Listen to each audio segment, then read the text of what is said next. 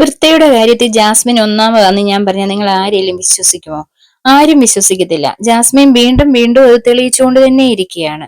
ഇപ്പൊ കഴിഞ്ഞ ദിവസമൊക്കെ ലാലേട്ടൻ വന്നപ്പോഴായാലും ഇത് പറഞ്ഞു, ഹൈജീൻ ഹൈജീൻ എന്നും പറഞ്ഞുകൊണ്ടാണ് ലാലേട്ടൻ ഓരോ ആഴ്ചയിലും വരുന്നത്. കാര്യം ഒന്നേ ടിഷ്യൂ വിഷയമായി, അല്ലെ ചെരുപ്പിടാതെ നടക്കുന്ന വിഷയമായി, ഇങ്ങനെ എന്തെങ്കിലുമൊക്കെ കാണും. ഇപ്പോഴാണ് കിച്ചൺ ഡ്യൂട്ടിയിലാണ് ജാസ്മിന്, ജിൻഡോ, അൻസിബ, ശ്രീതു ഇത്രയും പേര് കിച്ചണിലാണ്. അപ്പം വേണ്ട വെജിറ്റബിൾ കട്ട് ചെയ്യാൻ ജിൻഡോ പറഞ്ഞു. ആ സമയത്ത് പറഞ്ഞു ഞാൻ ആരെയും ഏൽപ്പിക്കാമെന്ന്. അപ്പൊ ജിൻഡോ പറഞ്ഞു മറ്റുള്ളവരെ ഏൽപ്പിക്കണ്ട, കാര്യം പിന്നെ അവര് ചെയ്തു എന്നുള്ളത് പറയും. നീ നിനക്ക് ചെയ്യാമെങ്കിൽ നീ ചെയ്യ, അല്ലെങ്കിൽ ഞങ്ങൾ ചെയ്തോളാമെന്ന് ഇങ്ങനെ ജാസ്മിനോട് പറയുന്നുണ്ട്. ജാസ്മിൻ എന്തോ വെജിറ്റബിൾ വെണ്ടയ്ക്കായ എന്തോ മറ്റോ എടുത്ത് ഡൈനിങ് ടേബിളിന്റെ ഭാഗത്തായിട്ട് പോയിരുന്നാണ് കട്ട് ചെയ്യാൻ പോയിരിക്കുന്നത്. അപ്പൊ ജിൻഡോ ചോദിക്കുന്നുണ്ട് എന്റെ ഹെൽപ്പ് വല്ലതും വേണോ?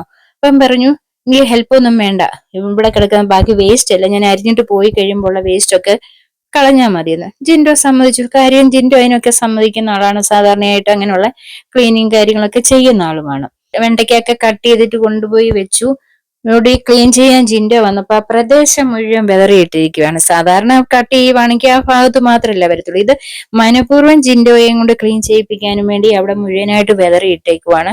പവർ ടീമിനെയും ക്യാപ്റ്റനെയും ഒക്കെ വിളിച്ച് ജിൻഡോ കാണിക്കുന്നുണ്ട്. പക്ഷെ ജിൻഡോ അല്ലേ കാണിച്ച്, അതുകൊണ്ട് അത് അവര് വിഷയം ഉണ്ടാക്കത്തില്ല. ജിൻഡോ സാവകാശം എല്ലാം തൂത്തുവാരുകയും ചെയ്തു. പക്ഷെങ്കിൽ ഇത് വേറൊരു വ്യക്തി പറയുമായിരുന്നു അവരുടെ നേരെ, ഇപ്പം ജാസ്മിന്റെ നേരെ ഈ പവർ ടീം ആയാലും ക്യാപ്റ്റൻ ആയാലും അലച്ചോണ്ട് ചെന്നേനും. പക്ഷെ ജിൻഡോ പറഞ്ഞുകൊണ്ട് തന്നെ ഇവർക്കാർക്കും ഒരു വിഷയമല്ല.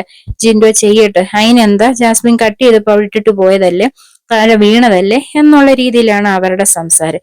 എന്തായാലും നമുക്കൊരു കാര്യം ശരിക്കും അറിയാം, ഈ ഇത്രയും അംഗങ്ങളുള്ള ആ ഒരു വീട്ടിലെ ജിൻഡോയോട് മാത്രമായിട്ട് ഇവരൊരു വേറുകൃത്യം കാണിക്കുന്നുണ്ട്. അപ്പം ബാക്കി നമുക്കിനി എന്ത് വരുമെന്നുള്ളത് കണ്ടറിയാം.